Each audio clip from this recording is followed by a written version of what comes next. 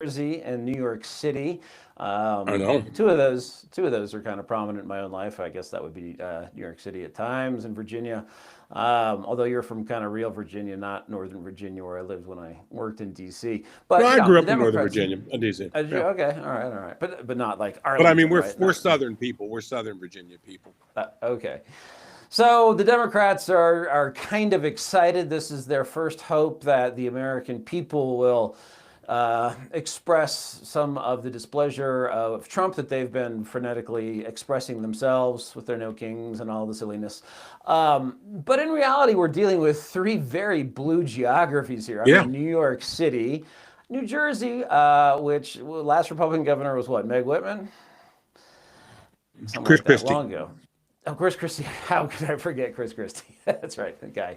And in Virginia, which of course used to be a red state, but around 2004, the northern part of the state swamped the southern part and has become purple and now reliably blue. So Blue state. really, if the Democrats should walk away with everything today, and even if they did, they shouldn't take any comfort from that. That would just mean they're doing par for course. But aren't they actually kind of having a run for their money in New Jersey, where it's No, every I mean, poll. yeah, go ahead. Every poll shows that basically Citrelli's tied. Look, New Jersey is actually turning into a purple state. And that's largely because of New York City and Mondami, and people are just looking over the border. Mondami's having a disproportional. Mondami's having more of an effect in New Jersey than Trump. I would argue that, and the reason why is, I mean, my family were in Morristown, and the fact of the matter is like people are going like, hold on 1 second, this guy comes in, he's crazy. First of all, he's immature. He can't run anything. I thought President Trump's tweet in Truth Social or whatever the hell you call it is pretty good. He's like, look, this guy's going to fail. This is a major city. It's got a lot of moving parts and he's going to fail. And we know that. And the problem, Mondami, I think, is a chameleon. I think Mondami, if you gave him the Tea Party manifesto and said, you'll be in power, I think he's like Gavin Newsom. I think he'd run with it. You know what I'm saying? I don't see any deep thought in that guy at all. I just think, basically academic father, filmmaker mother, ambitious young man. And he's good on his feet. And he's in basically a place with a very limited media access. And also he's hit it all right. But people are worried. If this guy comes in, what does it mean for the state of New Jersey? What does it mean for other things? Can we really afford in New Jersey to have Mondami in power and then Mikey Sherrill, who's going to basically go along with what the Trenton Mafia, the Montclair people, and the Camden people who voted for her want? In other words, are you going to try to out blue?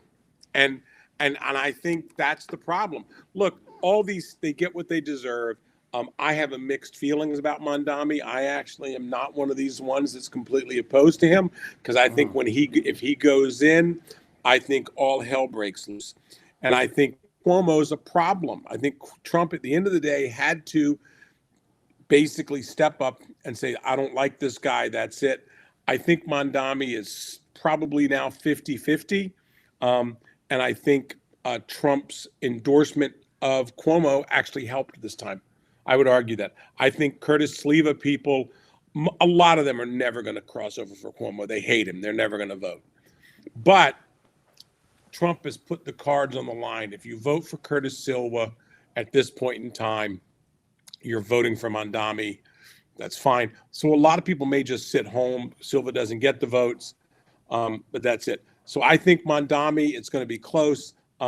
Just so everybody knows, to put my money where my mouth is, I bet $1,000 on Predict on Cuomo a couple of days back, largely because, I'm a betting guy. The odds are just too attractive. In other words, it's close enough. Cuomo's surging. If I lose 1,000, I lose 1,000. If I don't lose 1,000, I pick up considerable amount. So, it's the way it is, and that's it. But I think Mondami is probably 50-50 at this point in time. But I think in New Jersey, I think you're looking at, it's going to be very, very close. The issue always with New Jersey is every time I deal with people in New Jersey, because I'm kind of an outsider there, is that New Jersey's always almost just there, and then the Democrats win it by 5 points. Murphy was remarkably unpopular last time. Mikey Sherrill has a lot of money. She's spending a lot. And we'll see what it is. I myself think that it's going to be very, very close. I think the Democrats control things. Jack lost by 50-some thousand, 70-some thousand last time. Can he overcome that this time? I'm not so sure. The only thing I would say is this is a blue state overall, and Donald Trump is not harming them. I think, Ned Runn over at American Greatness has been very clear. If the Democrats really can't blow anybody out in 2 blue states, Virginia and this one, they got some issues coming up. And if they're saddled with Mondami, you know what I'm saying? Just because Mondami loses doesn't mean the left pulls back. So I mean, they're about to nominate an insane guy, that who wants to train Antifa up in Maine. But I have to say, I think the real issue is, to be honest with you, is that they are moving far to the left, and the voters are starting to pick that up. And I wish, as far as Virginia goes, my old Dominion, Virginia, Winsome Sears is not a very good candidate. I just say that. I've met her a couple of times. I've seen her. She does not connect with the African American community. She should do better. I think this is what people don't really understand about the African American community. She's Jamaican. She's a Marine. She is African American. I fully give you that she's part of that, Caribbean American community. However, it's much like Kamala Harris. Kamala never really connected with the African American community. That's why she lost so many men. The men didn't really see her. They saw Michelle Obama as quote unquote part of the community, certainly Barack Obama. But I think Winsome Sears has never really grasped that. I think the interesting thing in Virginia is we'll see. I think we'll probably see the Attorney General be Republican because the other guy wants to be a mass murderer, and the opposition. And I think there's a good chance the Republican lieutenant governor could win. And Spanberger is going to be put in a bit of a problem. So Virginia is always going to be blue because of Northern Virginia and the Hampton Roads area, which is African American. So if you can start flipping African Americans, you can do okay. But there's enough little blue spots in the southeast, like Roanoke City, Charlottesville, some other African American centric spots. So until the Republicans, we ran an African American woman. She's not doing that well, but it doesn't mean that African American Republican can do well. Like, for example, if you had a Donaldson, the guy from Florida, if he was in Virginia, I think he'd blow Spanberger off the map. Yeah. Well, plus Charlottesville's full of Nazis. I don't know what's going on there. The Nazis in Charlottesville. So I think we're going to see. I myself think it's going to be a split night. I think if you had to ask my predictions, I think we see Cuomo in New York City. I got money on it. If I'm wrong, I'm wrong. But I'm a betting guy. If somebody gives you those odds, it's kind of like good betting guys. You bet the odds all the time, not the race. And the odds to me are somewhat attractive. And actually now my bet's already in the green because it's already moved up as people are starting to buy Cuomo.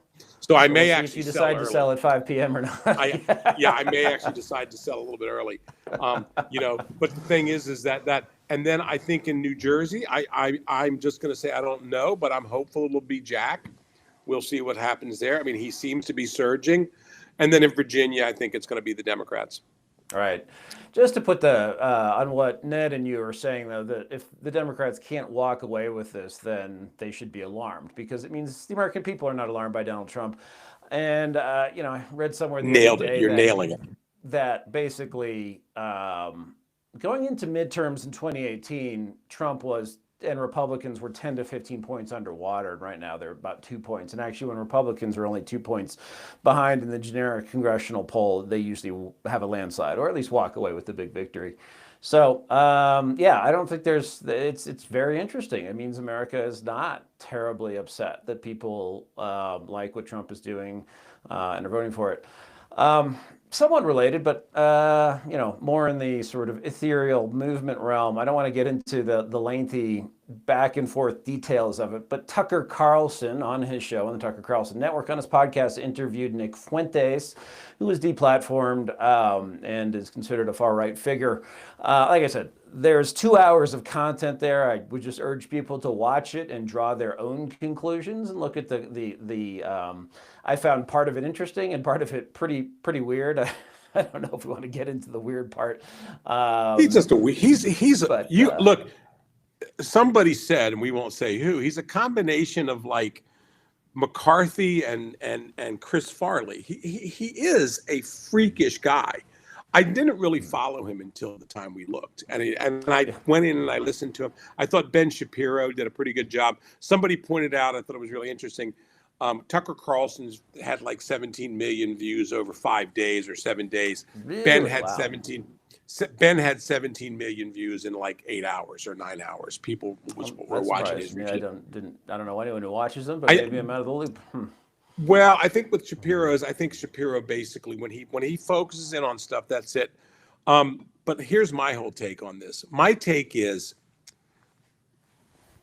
I saw Roberts the first time when I came out to see you at Colorado at that Okay, Colorado. you're talking now about the president of the Heritage Foundation, yeah.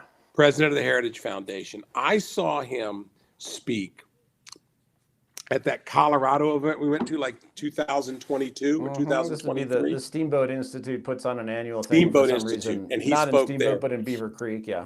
And yeah, whatever. It was nice, and it was. I sat down, and I go, okay, we're going to see we're going to see the new Heritage guy, and I've always had a fondness for Heritage. I mean, I knew Fulner pretty. I mean, Ed Fulner, if he saw me walking down the street, would say, "Hey, Mark," and we'd stop and talk. I went to Fulner's house 4 or 5 times for dinner. I liked Ed Fulner, and we had many arguments.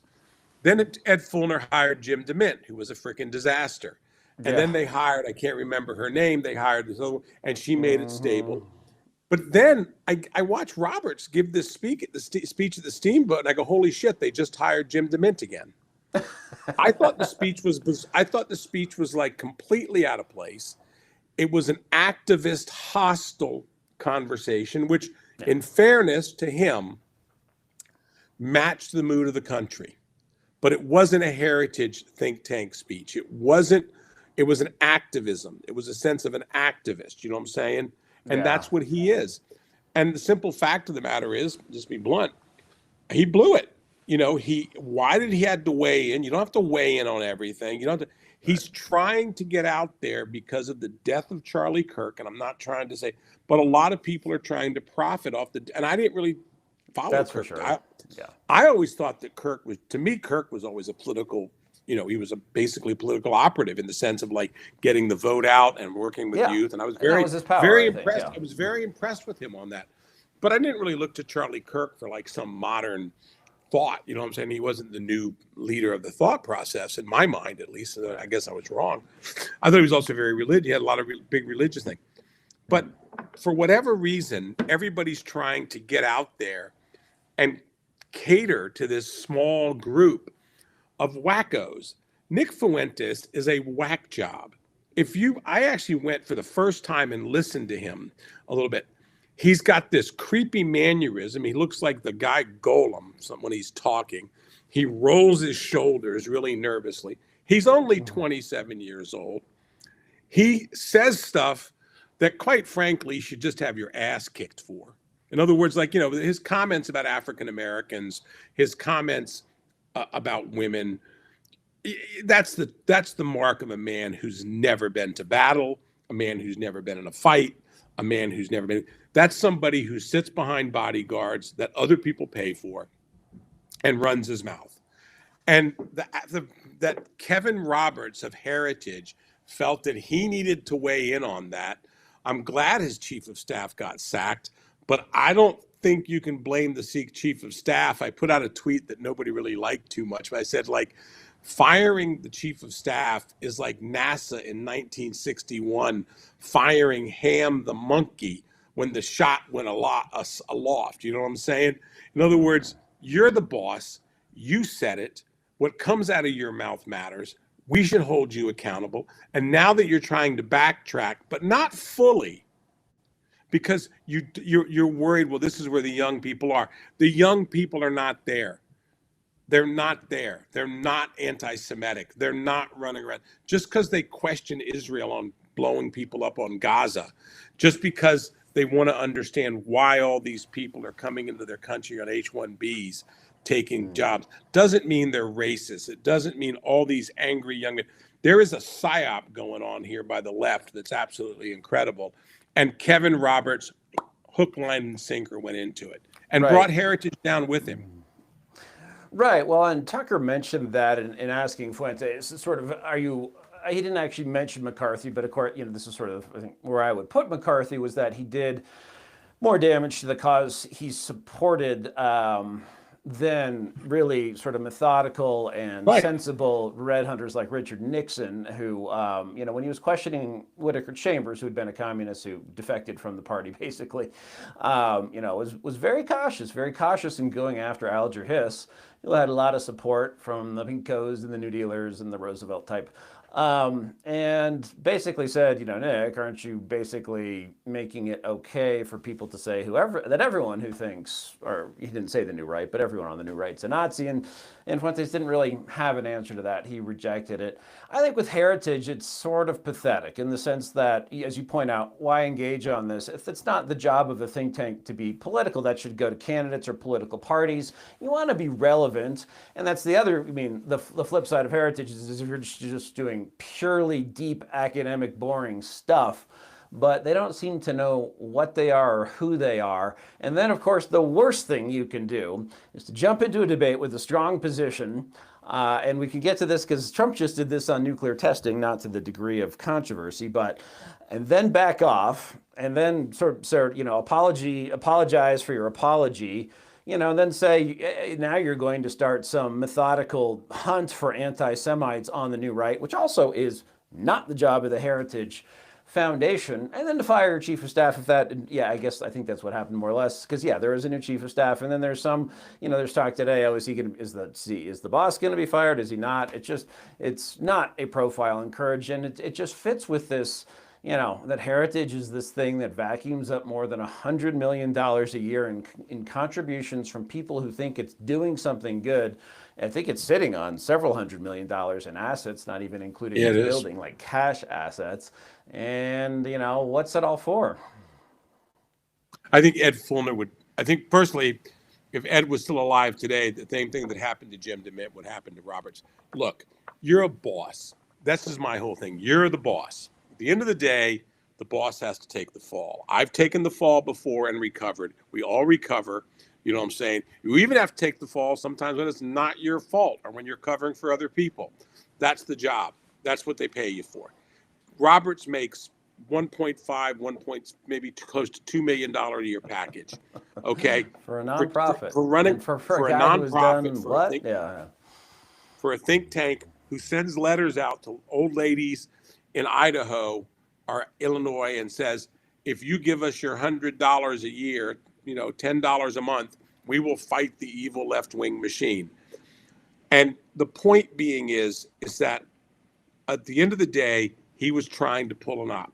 That's the whole thing that people forget here. He wasn't defending a man in need. He was trying to position himself into this Charlie Kirk space. I don't know what a bald guy in his late 40s thinks he's going to attract, young men to come into him, you know what I'm saying, to his organization.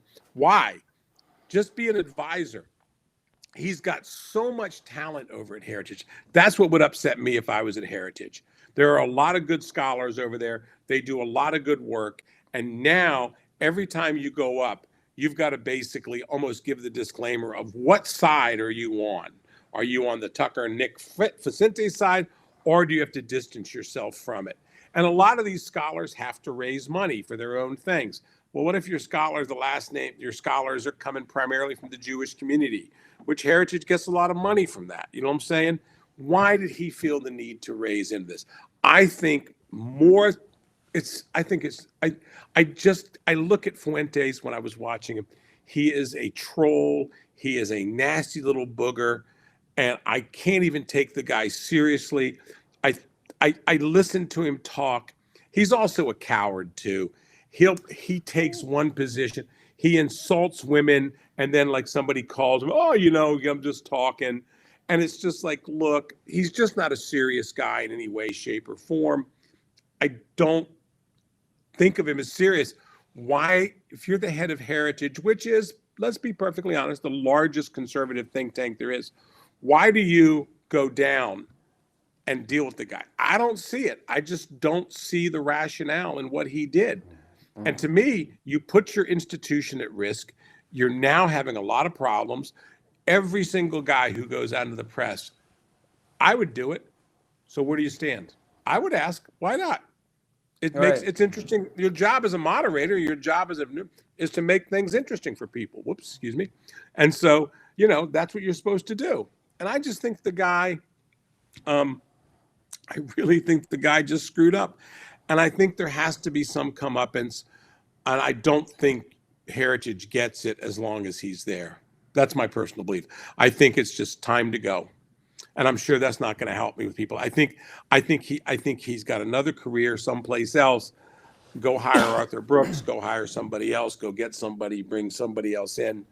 But he's not going to be able to walk this back because he's going to have to talk about it forever.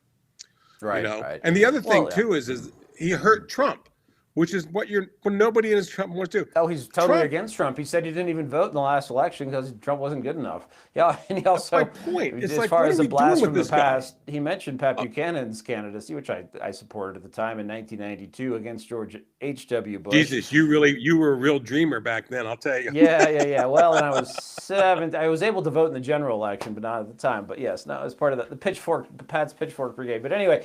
But he thought Buchanan should have left the party and divided it at that point. And this, of course, was 2 decades before Fuentes was born. Anyway, ancient history. I think Tucker, it's interesting. He's clearly pushing the envelope with controversy, but it is, I think, interesting to explore. And I think they're all wrong on Israel. I mean, people say, like the Ben Shapiro, I don't actually know what Ben Shapiro says on Israel, but that it's this, it's this thing that the Bible and we are commanded to support and things like that. And Tucker says there's this Zionist conspiracy, I think. I'm paraphrasing here. And in reality, I think Americans like Israel just because they see they are in a tough neighborhood and are willing to fight themselves and are very tough people. Yeah. With the reduction in Iran's power, it would be nice if actually we could just give less money to everyone abroad, including Israel. We used to give $1 billion to them and $1 billion to Egypt. That was the deal. And it was supposed to go away. And now we're up to 3.8. And that 3.8 we don't have. But anyway, that's sort of, so my view is that people actually are interested or not interested in Israel for reasons that are completely different than what the two polar opposites here are debating. Every time, in my family, we used to call my dad and I was home. They used to call, because we're Arabs. So they used to call us Uncle Ahabs because we're pro-Israel. But this idea that you can't criticize AIPAC and you can't say, hey, maybe it's not such a good idea to blow up all these people. I'm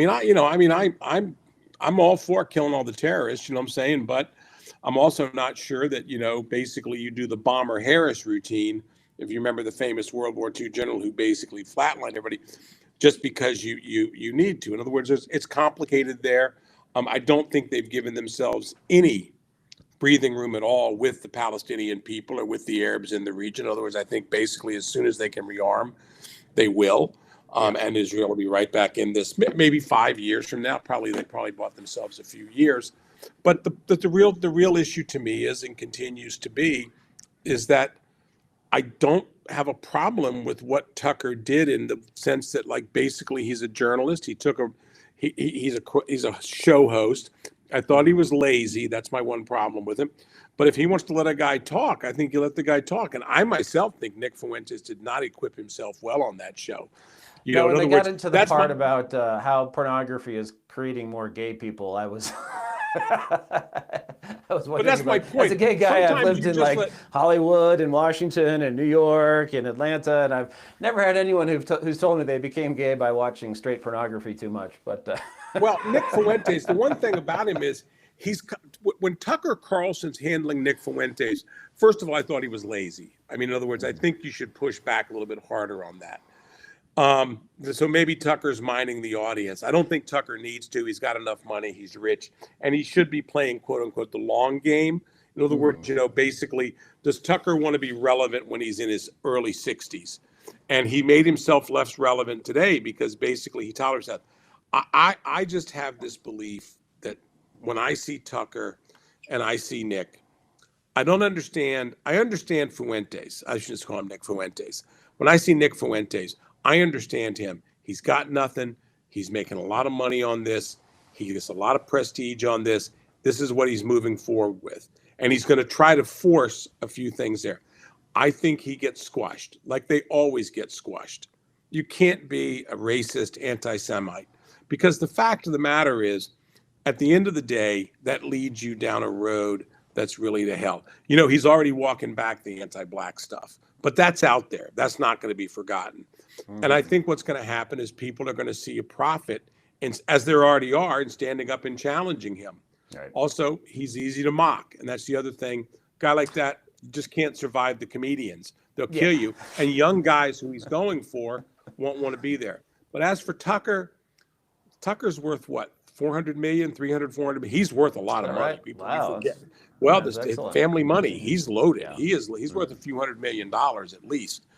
And he did very well at Fox, and he's a smart guy, and I understand he's a very shrewd investor. And I've met him a couple of times. He's always been a very charming guy. I don't see that. I don't know why he did it. I think this is, to me, I think the American people, I think this registers with the American people like doesn't even register. This is something, now the New York Times this is what's going to happen, and this is why it hurts Trump. The New York Times is now going to promote, he's the new right. What does Trump have to say about him? Yeah. They're going to go down this route. But that's a loser for them. That's a loser for them because I think Trump can handle this guy like that. And he condemned Trump. Trump isn't good enough for him. Voted. I said he was a big Trump guy, but voted against. He turned down. So what does that mean? You know what that means? I hate to say it. Not Carlson. Yeah. What it means is basically Pat Buchanan was at least intellectual, respectable, everything, and still is, and was everything about it. And somewhat restrained, actually. When you look at his interviews, it's not like, he would be restrained by today's standards if you look at it. When Bob Schieffer was grilling him on CBS News, which was weird because now CBS News would be promoting the outlier to try to undermine the mainstreamer. But anyway, I digress. Yeah. But the thing is, like Pat Buchanan, first of all, he was a gentleman. He is a gentleman. He's a decent man in many ways. There's very few people who would say he's not a good guy in many other ways. He's got a temper apparently, but other than that, he's okay. I've heard. He beat up someone when he was at Gonzaga and almost got a police record that would have disqualified him from running. Yeah. I remember that being an issue. But he's. The problem is, the thing is Pat Buchanan can have a discussion with you. Nick Fuentes just stands back and yells racial epithets at you. Mm-hmm. And that doesn't last. That's like, what has he got? Okay, here's the first 5 minutes, and then that's it. And the fact of the matter is people, when when Jordan Peterson recovers, when other people recover, they're going to eat this guy alive. The one thing that Kevin Roberts has done for us is he's now forced people to deal with this guy now. Everybody's got to deal with him now. You're not going to be able to, thread the needle on him or this and that. J.D. Vance will come out against him. What are you going to do? And it's kind of like, I'm really involved in this H-1B visa stuff. And the fact of the matter is, my concern is, first of all, A, I think it's bad for our economy. It doesn't help us. B, I think we're abusing these workers. We're basically bringing in indentured servants. I don't care what anybody's saying. Yeah. And the final thing is like, I think it does damage the job prospects for American kids. So I'm looking at all the harm it does, and I think we should get rid of it. But the problem is it doesn't help us when we have these discussions about H-1Bs and people are complaining about the Indians and their festivals. You know what I'm saying? You drag along everybody in politics, and that's the one thing. It's no different than the left with Antifa. I got a lot of Democratic friends. Are they happy that there's some guy wearing skinny jeans, running around in an Antifa outfit, throwing stuff at police officers. Most of them are not. But the fact is, you got to deal with them. That said, I think, what's that group that runs around with the tan pants, the blue shirts, and they run around with the flags, they march or something like that? That to me is Nick Fuentes. They have that much. Everybody, whatever they are, they're that front, that patriotic front that runs around, that nobody even cares anymore. Yeah. And to me, that is, Fuentes is going to be like the John Birch Society over in the corner. And I will tell you something. I know a professor friend of mine who had some students who were talking about this. And Fuentes, but he was not about Charlie, it was before Charlie Kirk was assassinated, but they were talking about a few things, Andrew Tate and some other things. And he just said, guys, let me tell you something right now. If you keep talking about this, if you think this is normal discussion, you'll never have a job in your life. Andrew Tate's not a normal person to talk about. Nick Fuentes is not a normal person to talk about. All these anti-Semitic bigots, you can't have them. This is the melting pot of light. Just like immigrants have to come in and be part of the melting pot, our political beliefs have to be that way too. We can't sit here and point to somebody and get upset about it, or you're not going to win. It's like getting back to New Jersey. It's like, how many people outside of New Jersey say, oh, Susan Collins, Susan Collins in Maine, she's a rhino, or Chris Christie's a rhino. But you know what they are? They're an elected Republican who don't do crazy things. Right. So no, you're not going to get Tom Tillis from Alabama in New Jersey or Maine, or North Carolina, in Maine. But you are going to get actually somebody who's not horrible. And that's the problem. Go with Nick Fuentes. Feel free to go with Nick Fuentes. You will always be the last guy on the bar stool that nobody talks about, and the bartender charges you extra for your beer, hoping that you'll leave his bar. I'm not kidding you. I actually happen to know that because I worked at Garrett's in Washington, D.C., and there was a guy who used to come at the end of our bar. He was nuts. And his bill, we always complained about his bill.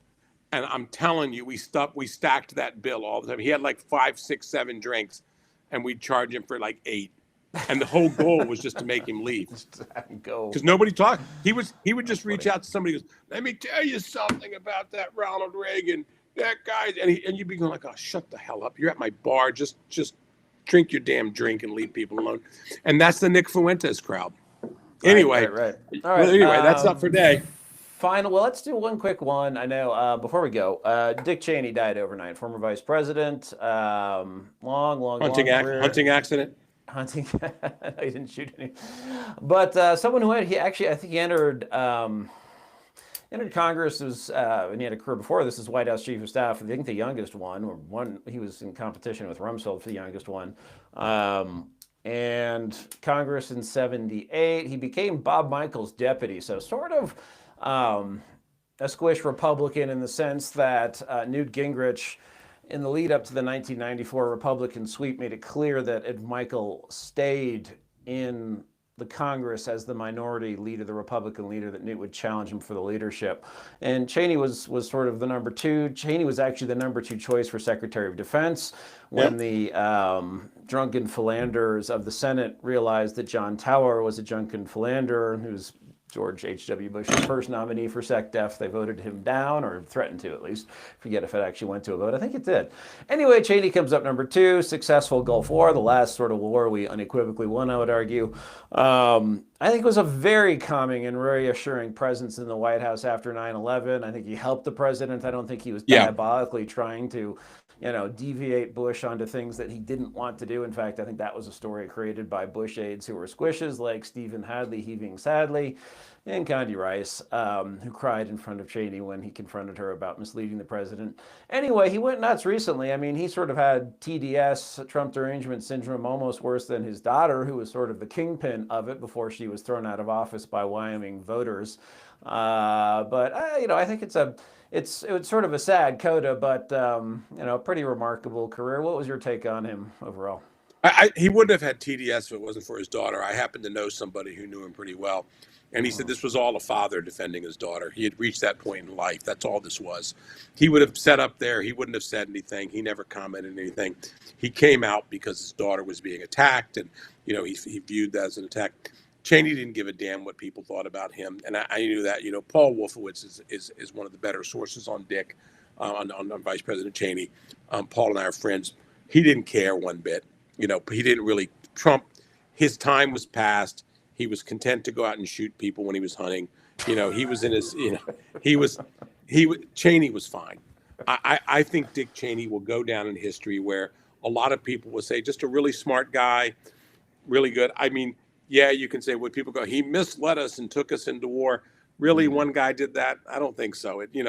One guy really did all that stuff. I'm not so certain. You know what I'm saying? It's kind of like when people blame Hitler for everything. I blame Hitler for everything, but I also blame the German people as well. You know what I'm saying? I'm one of the guys that's like, the line at Nuremberg wasn't long enough for me. You know what I'm saying? And it was some of these guys. Yeah. I could have used a lot more lamp. We could have gone out and used some lampposts if we didn't have the gallows in my book when it comes to Germany.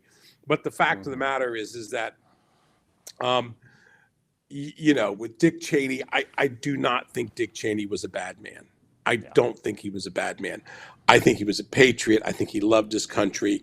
Everybody I've talked to has wonderful things to say about him. He always was he was a model of loyalty. That's the one thing about Cheney that I do appreciate about him. And I think, he was pretty good on that stuff from what I understand from people, but at the end, he couldn't save people. Like he couldn't save Scooter Libby.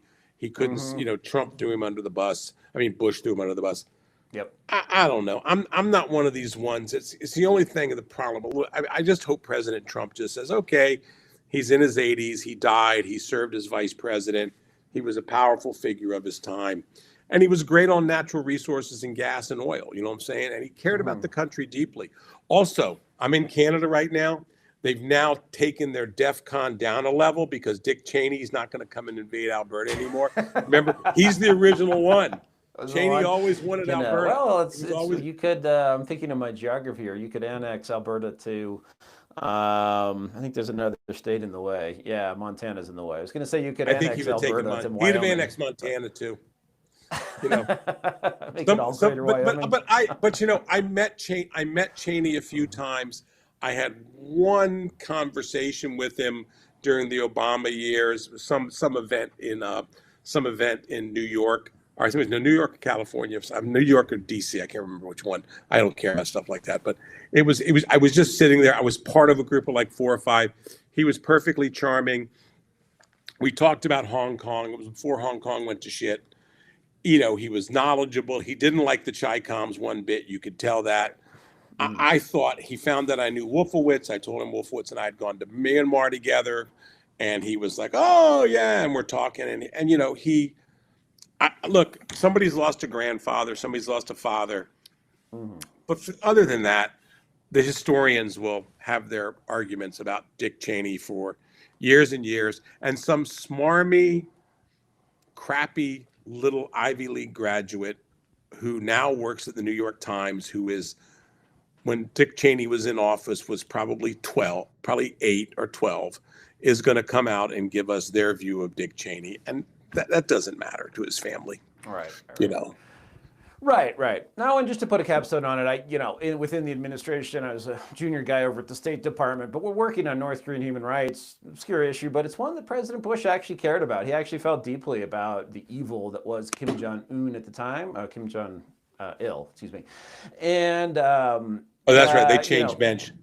They did. But anyway, the ability to go to his office too, and they couldn't necessarily solve their problems, but they would hear you out and maybe give you some advice to try to help out a little bit. At the end of the day, they weren't going to roll Colin Powell necessarily or Condi Rice unless it was something big where the president awfully felt one way and they were on his side, because Cheney knew his power only came from that which Bush gave him. There was one exception, oddly enough. The administration, when we had our terrible Attorney General Alberto Gonzales, failed to be on the right side of a gun rights case. And Cheney actually put out an amicus brief from his Senate office as vice president, as president of the Senate, that differed from the administration. That was the only time, and it was a good time to disagree with Bush and Al Guns. It was terrible, but no, they were a reliable resource and a port in a storm that was the Bush administration. Well, all right. I just think we'll see what happens. We'll see if I win, I'll buy you a steak dinner. If not, those odds must be impressive. You'll buy me a coffee. Sounds good. All right, we'll be back with another episode soon.